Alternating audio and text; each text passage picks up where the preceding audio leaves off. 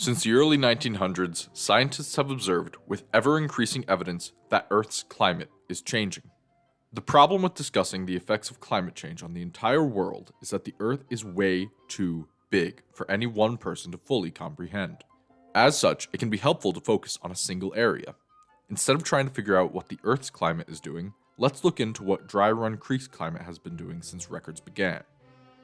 The Dry Run Creek watershed covers a manageable area of just over 15,000 acres. This includes a bit of farmland, a bit of forest, and most of Cedar Falls. The DRC is in a temperate climate region. This just means that we experience more severe seasons than other parts of the country.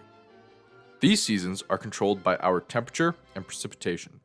Over long periods of time, these weather conditions contribute to regional and global climate. By seeing how they change in a specific area over long periods of time, we understand how the climate of that region changes. So let's look a little closer at the DRC. Here, we have about 4 months of real warmth. We determined this by looking at every high temperature of every day of the year since we started recording data. Then, as an example, we averaged every May 1st with every other May 1st in our record and found that the average daily high temperature was above 73 degrees. For some fun trivia, the average hottest day in the Dry Run Creek is July 19th, with an average high of 84 degrees. On the other side of the year, we have our cold season, which lasts about 3 months. We define this period in the same way, but instead of looking for days above 73 degrees, we look for days below 38 degrees. Our coldest day is January 22nd, which has an average high temperature of 27 degrees since records began. With the warm and cold seasons identified, we can move on to our wet and dry seasons. Frustratingly, these seasons don't line up exactly, but overlap with each other. Unlike before, we don't average the precipitation recorded each day. Instead, we determine the chance that any given day throughout the year is going to be a wet day. A wet day doesn't just mean rain, but rather a day in which 0.04 inches worth of water fell. We define it this way because even though snow falls super thickly, each inch of snow brings way less water than each inch of rain. The wet season lasts a little less than 6 months. The average chance of any given day being a wet day is about 27%.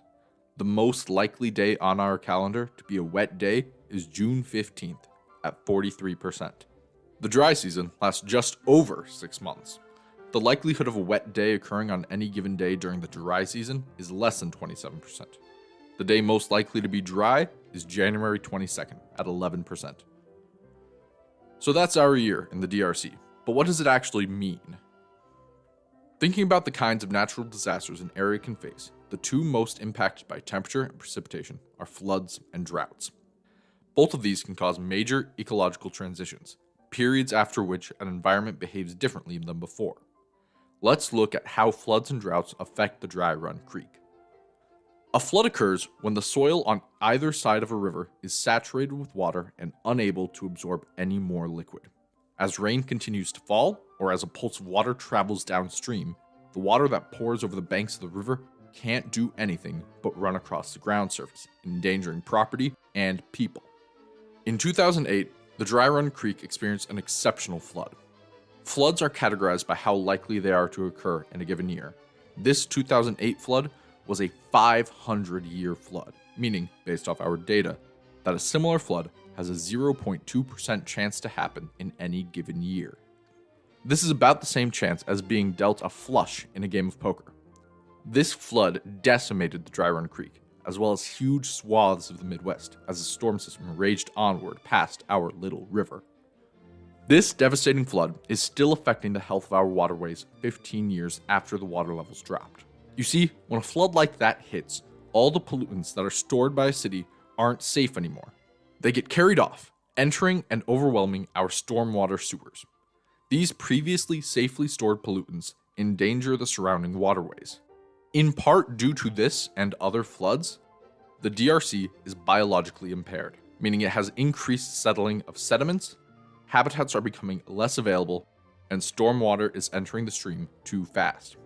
Additionally, the flooding spreads around bacteria from sewer to river and river to river. E. coli has been an issue in the DRC for the last several years, in part due to increased flooding. But, as we saw earlier, Iowa isn't usually super wet. In fact, in the early 2010s, we experienced a 3-year drought. The most intense period of this drought was 2012. In 2012, the drought in the DRC became so dry that one of our monitoring sites was showing depths less than 1/10 of an inch. There had been so little rain for so long that the Dry Run Creek ran completely dry. As you can imagine, this decimated the ecosystem of the Dry Run Creek.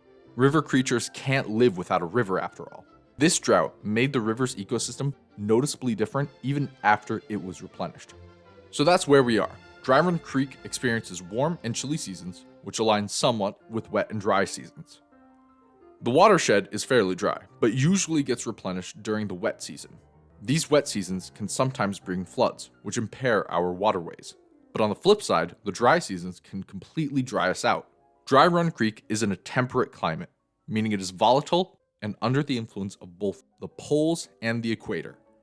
With the added effects of climate change, the Dry Run Creek's climate will only increase in its chaotic behavior.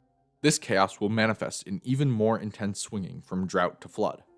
In preparation for this, local governments within and around the DRC are implementing flood mitigation methods like permeable pavements, which draw down the water faster, and river meanders, which slow down the pulse of high water, giving downstream communities more time to prepare for when a flood hits.